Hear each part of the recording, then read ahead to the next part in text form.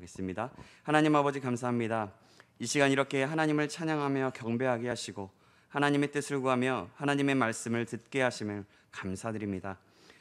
이 시간 우리가 예배하며 말씀을 듣습니다. 큰 은혜를 허락하여 주시고 하나님의 영광만이 드러나는 시간 되게 하여 주시옵소서. 말씀을 전하는 부족한 종의 입술을 통하여 영광 받아주시고 역사하여 주시옵소서. 주님의 도구로 사용될 때에 오직 성령의 능력으로 말씀을 대언하게 하여 주시옵소서. 듣는 모든 성도들과 함께 하사 하나님의 말씀을 통해 하나님의 아버지의 마음을 알고 하나님 아버지의 마음에 감사하며 하나님 앞에 반응하며 헌신하는 시간 되게 하여 주시옵소서. 살아계신 예수 그리스도의 이름으로 기도합나이다. 아멘. 오늘은 우리는 하나님의 주권적인 선택 안에 있는 사람들입니다 라는 제목으로 하나님 말씀 받겠습니다. 우리가 선교나 또 해외를 다녀오다 보면 우리나라가 얼마나 살기 좋은 나라인지 실감할 수 있습니다. 공항에 들어오면서부터 이렇게 좋은 것이 있었나 싶은 생각이 들게 됩니다. 그리고 집에 가면 얼마나 내 집이 좋은지, 얼마나 편한지 알게 됩니다. 오늘 우리가 좋은 나라, 좋은 환경에 태어나 살게 된 것이 얼마나 감사한 일인지 모릅니다. 물론 우리보다 더 좋은 나라와 더 좋은 환경에서 태어나서 살아가는 사람들도 있습니다. 또 어떤 사람들은 인도나 케냐 같은 가난하고 어려운 환경에서 태어나서 살아가고 있습니다. 그런데 우리가 어느 나라에서 태어나느냐 하는 것은 우리 자신의 의지와는 전혀 상관이 없게 된 일입니다. 그것은 내가 노력한다고 되는 것이 아니고 원한다고 되는 것도 아닙니다. 남자로 태어나느냐 여자로 태어나느냐 또 가난한 부모 밑에서 태어나느냐 또 부잣집에서 태어나느냐 하는 것도 마찬가지입니다. 오늘 본문에서 우리는 이와 비슷한 일을 보게 됩니다. 오늘 본문은 아브라함의 족보부터 시작합니다. 후처를 맞이하는 때부터 이삭에게 자기 소유를 준 것, 그가 아브라함이 175세에 죽은 것, 또 이스마엘의 족보, 그리고 이삭을 아브라함이 택하고 축복한 것, 이삭의 족보가 이렇게 하나씩 나옵니다. 오늘 본문에 나오는 이삭의 이야기부터 좀 살펴보려고 합니다. 이삭과 리브가는 결혼한 후에 오랫동안 자식을 낳지 못했습니다. 이삭은 이 문제를 놓고 기도했는데 리브가는 20년 만에 마침내 임신을 하게 됩니다.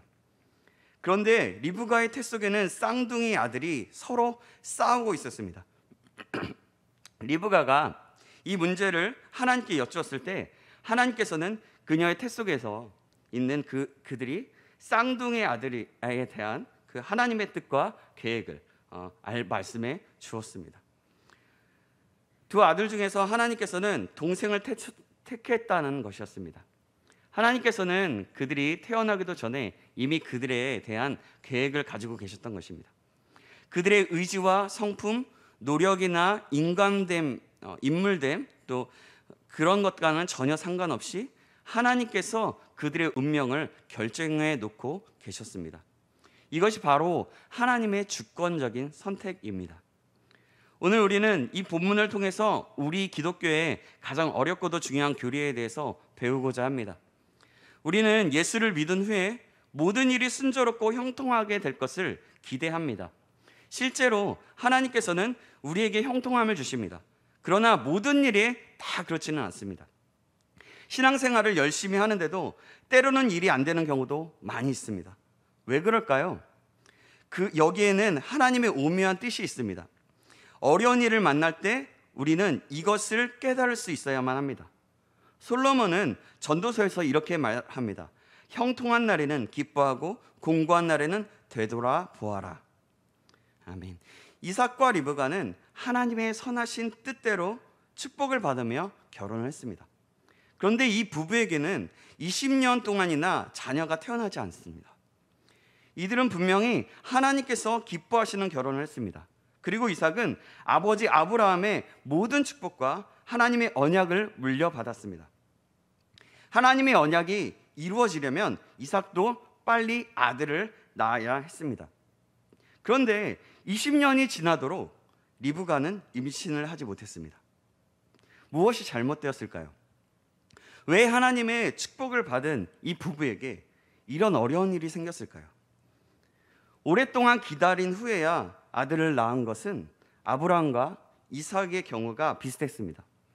아브라함은 25년이나 기다린 후에 100세 때 그때가 되어서야 아들을 낳았습니다. 이삭은 결혼하고 20년을 기다린 후에 60세가 되어서야 아들을 낳았습니다. 하나님께서는 왜 이렇게 오래 기다리게 하셨을까요?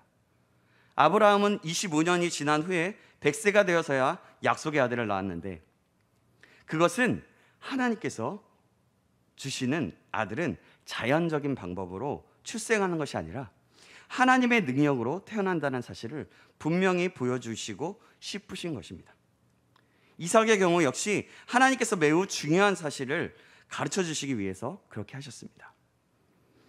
이삭의 경우에는 쌍둥이를 주셨는데, 같은 아들, 그 쌍둥이라 할지라도 하나님께서는 각각 각 사람에 대해서 다른 계획을 가지고 계시다는 것을 가르쳐 주시기 위해 오랫동안 기다리며 기도하게 하셨습니다.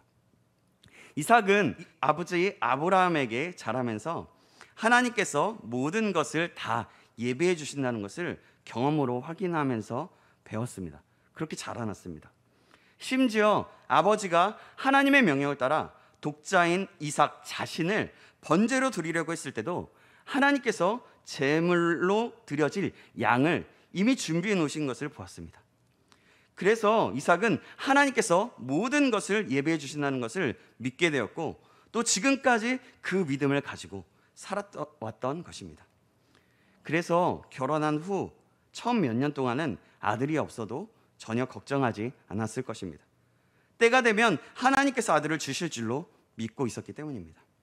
그런데 20년이 지나도록 자식을 낳지 못하자 마침내 하나님께 기도하게 됩니다. 오늘 본문 21절 말씀인데요, 21절 말씀을 PPT로 보면서 한번 같이 읽어보도록 하겠습니다. 21절 말씀입니다. 시작. 이삭이 그의 아내가 임신하지 못함으로 그를 위하여 여호와께 간구하매 여호와께서 그의 간구를 들으셨으므로 그의 아내 리브가가 임신하였더니. 아멘.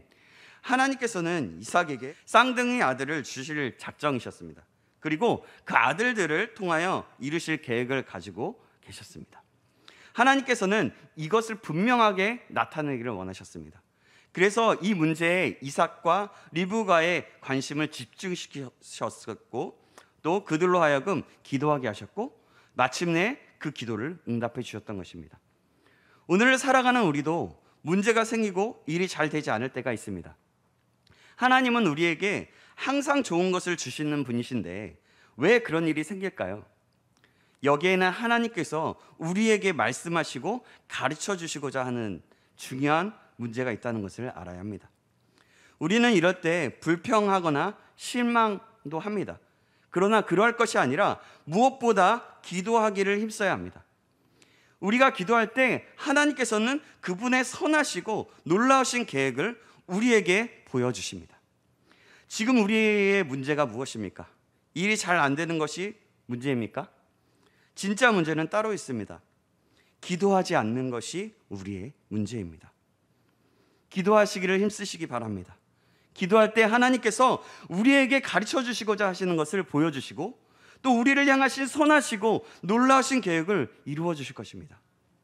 20년 동안이나 자녀를 낳지 못했던 이삭이 이 문제를 가지고 하나님께 기도하자 하나님께서는 리브가에게 쌍둥이 아들을 잉태하게 해주셨습니다. 그런데 그 쌍둥이 아들들이 태 속에서 서로 싸웠다고 합니다. 오늘 본문 22절 말씀인데요, 우리 PPT 보면서 같이 함께 읽어보도록 하겠습니다. 시작. 그 아들들이 그의 태 속에서 서로 싸우는지라 그가 이르되 이럴 경우에는 내가 어찌할꼬 하고 가서 여호와께 묻자온대. 아멘. 아마도 처음에 리브가는 자신이 쌍둥이를 임신한 것을 몰랐을 것입니다. 그 쌍둥이 아들들이 뱃속에서 서로 싸울 때도 무슨 일이 일어나고 있는지 몰랐을 것입니다. 단지 배가 요동치며 아파서 매우 놀라고 걱정했을 것입니다. 요즘 같으면 당장이라도 병원에 가서 초음파 검사를 해봤을 것입니다.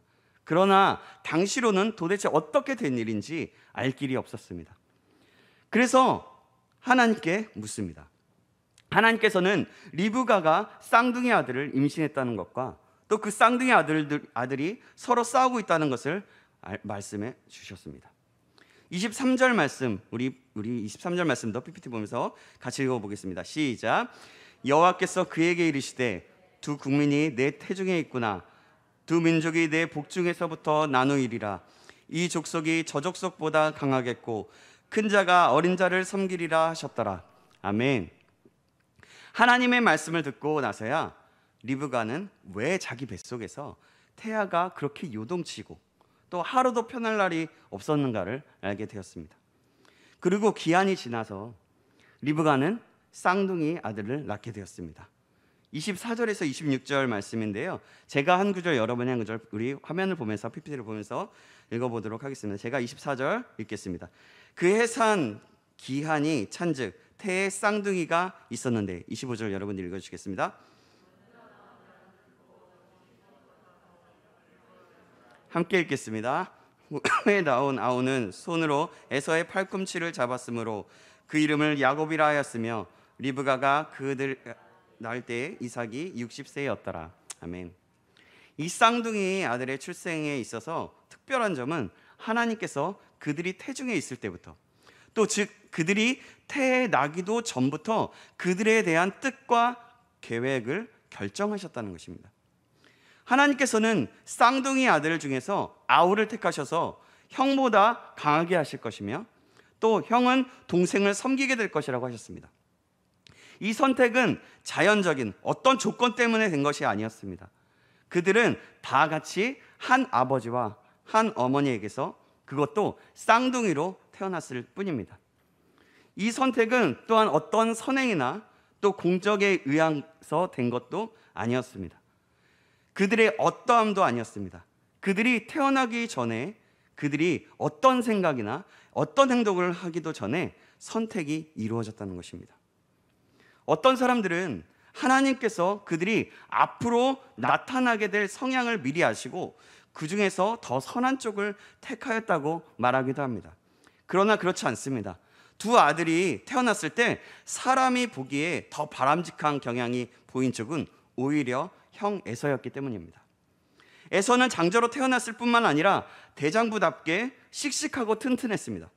반면 동생 야곱은 내성적이고 소극적이었습니다. 그런데 하나님께서는 에서가 아니라 야곱을 택하셨습니다. 이러한 하나님의 선택에 대해 사도 바울은 로마서 9장 10절에서 11절, 13절의 말씀에 이렇게 말했습니다. 우리 한 절 한 절씩 교독하도록 하겠습니다. PPT 보여주시면 함께, 제가 10절, 여러분이 17절 읽어주시겠습니다. 그뿐 아니라 또한 리브가가 우리 조상 이삭 한 사람으로 말미암아 임신하였는데 그 자식들이 아직 나지도 아니하고 무슨 선이나 악을 행하지 아니한 때에 택하심을 따라 되는 하나님의 뜻이 행위로 말미암지 않고 오직 부르시는 이로 말미암아 서게 하려 하사 리브가에게 이르시되 큰 자가 어린 자를 섬기리라 하셨나니 기록된 바 내가 야곱은 사랑하고 에서는 미워하였다 하심과 같으니라. 아멘. 그러면 이 선택을 어떻게 설명해야 할까요? 선택은 오직 전적인 하나님의 은혜로 된 것이었습니다. 하나님께서는 오히려 약한 자를 택하셨습니다. 그런 의미에서 우리에게는 소망이 있는 것입니다. 택함을 받은 야곱이 어떤 선한 행동을 했거나 노력을 했기 때문이 아니었습니다. 에서가 버림받은 것은 어떤 악한 행동을 했거나 노력을 하지 않았기 때문이 아니었습니다. 그들이 태어나기도 전에 그들이 어떤 장점을 보이거나 선행으로 노력하기도 전에 선택이 이루어졌다는 것입니다. 이 선택은 오직 하나님의 절대적인 주권에 의해서 이루어졌던 것입니다. 이 선택은 오늘 우리에게도 똑같은 원리로 이루어졌습니다. 우리가 예수님 믿고 구원받은 하나님의 자녀가 된 것은 전적인 하나님의 선택에 의해서 된 것입니다. 우리가 마음을 고쳐먹고 예수를 믿기로 작정하고 선한 일을 행했기 때문에 구원을 받게 된 것이 아닙니다. 처음부터 하나님께서 나를 선택하셨기 때문에 내가 이렇게 믿게 된 것입니다. 우리에게 어떤 선한 마음이 있거나 장점이 있었기 때문에 하나님께서 나를 택하신 것이 아닙니다.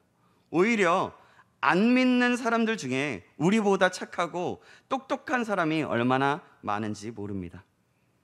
하나님께서는 조건 없이 오직 자신의 주권적인 뜻에 따라서 우리를 택해 주셨습니다.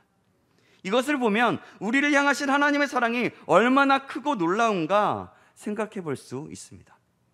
리브가가 낳은 그 쌍둥이 아들 중에서 하나님의 백성이 될 만한 사람은 누구였습니까?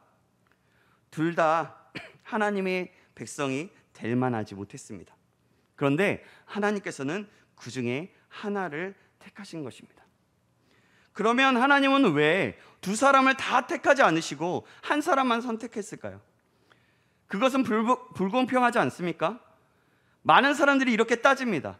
그러나 그것은 전적인 하나님의 주권 속에 있기에 주권에 속한 문제입니다. 하나님께는 우리를 택하시고 구원하셔야 할 의무나 책임이 전혀 없으십니다. 그런데도 불구하고 그 중에 하나를 선택하셨습니다. 그러므로 이것은 불공평하다고 불평할 일이 아니라 오히려 감사해야 할 일입니다. 우리는 하나님께서 어떤 사람은 택하시고 어떤 사람은 버리시는지 전혀 알 수가 없습니다. 오직 그것은 하나님의 주권에 속한 문제이기 때문입니다. 그러나 하나님께서 택하신 자와 버리신 자의 특징은 분명하게 알 수 있습니다. 하나님의 택하심을 받지 못한 사람의 특징은 하나님과 그분의 말씀을 무시한다는 것입니다. 그들은 하나님을 무시하고 자기 마음대로 삽니다. 누가 그렇게 시켜서가 아닙니다. 자기 스스로가 그렇게 하는 것입니다. 그들은 세상에 사는 동안 자기 마음대로 살아갑니다. 그것이 죄를 짓는 일이든 원하는 것을 즐기던 일이든 자기가 하고 싶은 대로 하면서 사는 것입니다. 세상에서 이렇게 자기가 하고 싶은 대로 다 하면서 사는 사람은 하나님께 택하심을 받지 못한 사람들이라고 말할 수 있는 것입니다. 반면에 하나님께서 택하신 사람들은 어떻습니까? 그들은 세상에서 자기가 하고 싶은 대로 하지 않습니다. 많은 고난과 손해와 욕을 당합니다. 그러면서 할 말도 제대로 하지 못합니다. 욕을 당해도 같이 욕할 수 없습니다. 자기가 하고 싶은 것을 다 하고 살지도 못합니다. 하나님께서 기뻐하시지 않는 일은 아무리 인간적인 본성이 끌린다고 해도 외면하고 그것을 포기합니다.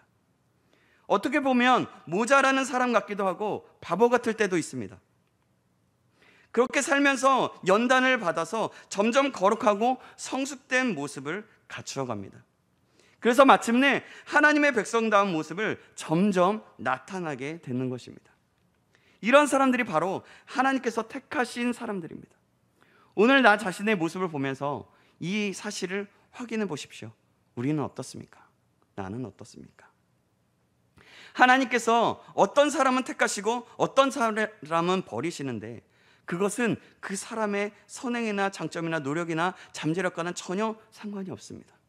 오직 하나님의 주권적인 선택이 있을 뿐입니다. 사람들은 이 점에 있어서 하나님께서 공평하시지 않다고 불평을 합니다. 그러나 여기에 대해서 성경은 이렇게 반문하고 있습니다. 로마서 9장 20절에서 21절 말씀, 우리 화면을 보면서 PPT를 보면서 한 구절씩 교독합니다. 제가 20절 읽겠습니다. 이 사람아, 내가 누구이기에 감히 하나님께 반문하느냐? 지음을 받은 물건이 지은 자에게 어찌 나를 이같이 만들었느냐 말하겠느냐? 통기장이가 진흙 한 덩이로 하나는 귀 쓸 그릇을 하나는 천이 쓸 그릇을 만들 권한이 없느냐? 아멘. 토기장이가 진흙으로 쓸 그릇을 만드는데 진흙이 왜 이렇게 만드느냐고 반문할 수 없는 것이죠. 하나님께서는 권한이 있으시고 우리는 그분의 섭리와 무한하신 지혜를 알 수가 없습니다. 또 하나님께서 어떤 사람은 택하시고 어떤 사람은 버리셨다면 전도할 필요가 없지 않겠느냐고 말하는 사람들도 있습니다. 굳이 전도하지 않아도 하나님께서 택하신 자들은 결국 믿게 될 것이고 또 택하시지 않은 자들은 아무리 전도를 해도 믿지 않을 것이 아니겠느냐고 하는 것입니다. 여러분, 우리는 어떻게 생각하십니까? 여러분, 그러나 하나님께서 택하신 자를 이끌어내서 예수 그리스도를 믿고 구원받게 하실 때는 반드시 먼저 믿은 사람, 그 하나님의 백성들을 사용하십니다. 그러므로 우리에게는 반드시 전도해야 할 사명이 있는 것입니다. 그러면 누가 택함 받은 자인지를 알아야 전도할 수 있지 않겠느냐 반문할 수도 있습니다. 우리는 알 수가 없습니다. 알 수 없지만 세상에는 하나님께서 택하신 자들이 반드시 있다라는 것입니다. 그래서 우리가 전도하면 믿고 구원받는 사람들이 반드시 있다라는 것입니다. 그러므로 우리는 전도해야만 하는 것입니다. 하나님께서 택하신 자들이 있기 때문에 우리가 전도하는 것은 결코 헛되지 않는다는 것입니다. 그런데 어떤 사람이 하나님께서 택하신 자인지 모르기 때문에 모든 사람들에게 복음을 전해야 하는 것입니다. 또 어떤 사람들은 하나님께서 사람의 선행이나 노력과는 상관없이 택하신다면 택함을 받아 구원받은 사람들이 더 이상 열심히 신앙생활을 할 필요가 없지 않느냐고 반문을 합니다. 우리가 신앙생활을 열심히 하지 않는다고 해도 택함을 받았다면 어차피 천국에 들어가게 되지 않겠느냐는 것입니다. 그러나 아무도 자격 없이 아무 공로 없이 오직 은혜로 택하심을 받은 자가 어떻게 감사하지 않을 수 있겠습니까? 하나님의 은혜가 너무나도 감사해서 힘을 다해서 섬기며 충성을 다하는 것이 마땅하지 않겠습니까? 그것은 당연한 것입니다. 그래서 오늘 우리는 더욱 하나님께서 기뻐하시는 자가 되기를 원하고 힘쓰며 살아야 하는 것입니다. 뿐만 아니라 성경은 우리가 이 세상에서의 삶을 다 마치고 하나님 앞에 서는 날 각 사람이 행한 것을 따라서 심판을 받게 될 것이라고 말씀하고 있습니다. 그러므로 우리는 택하시고 구원해 주신 은혜가 너무나도 감사해서 또 주님 앞에 서는 그날에 칭찬과 상급을 받기 위해서 최선을 다해 신앙생활을 잘해야만 하는 것입니다. 그래서 말씀을 날마다 받고 말씀대로 살아가기를 힘써야 하는 것입니다. 하나님께서는 아무 조건 없이 나를 택하사 구원하시고 하나님의 자녀로 삼아주셨습니다. 그래서 우리는 오늘 이렇게 하나님을 섬기고 있는 것입니다. 지금 이 자리에서 하나님을 예배하고 있는 것입니다. 이 은혜가 얼마나 크고 귀합니까? 얼마나 감사한 일입니까? 이 은혜를 생각하면 뜨거운 마음으로 감사하면서 충성을 다해서 주님을 섬기는 저와 여러분이 되어야 되겠습니다. 우리 모두가 그런 사람이 되길 주님의 이름으로 축원합니다. 그리하여 하나님께서 쓰시고 기뻐하시는 사람, 하나님이 이 시대에 찾으시는 사람이 되기를 주님의 이름으로 축복합니다. 하나님께서 그 택하신 그 은혜를 잊지 않으며 날마다 기억하며 날마다 감사하며 감사를 어떻게 하면 더 감사할 수 있을까? 어떻게 하면 하나님의 말씀과 뜻을 따라서 살아갈 수 있을까?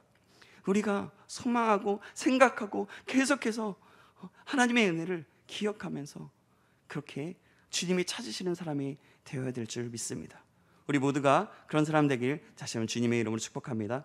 기도하시겠습니다. 하나님 아버지, 오늘도 깨닫는 은혜를 허락하여 주시면 감사합니다. 오늘은 하나님께서 주권적으로 이삭을 선택하시고 야곱을 선택함으로 이루어 나가는 것을 말씀을 통해서 아버지 보았습니다. 강한 자, 지혜로운 자를 택하시기보다는 하나님께서는 세상에서 보잘것없는 야곱을 택하시고 저희를 택하셨습니다. 우리도 하나님의 주권적인 선택으로 이 자리에 있는 줄 믿습니다. 이 모든 것이 하나님의 은혜임을 믿습니다. 그래서 우리가 하나님이 주신 은혜로 은혜 받은 자처럼 살아가게 하여 주시옵소서. 살아계신 우리 구주 예수 그리스도의 이름으로 기도합나이다. 아멘.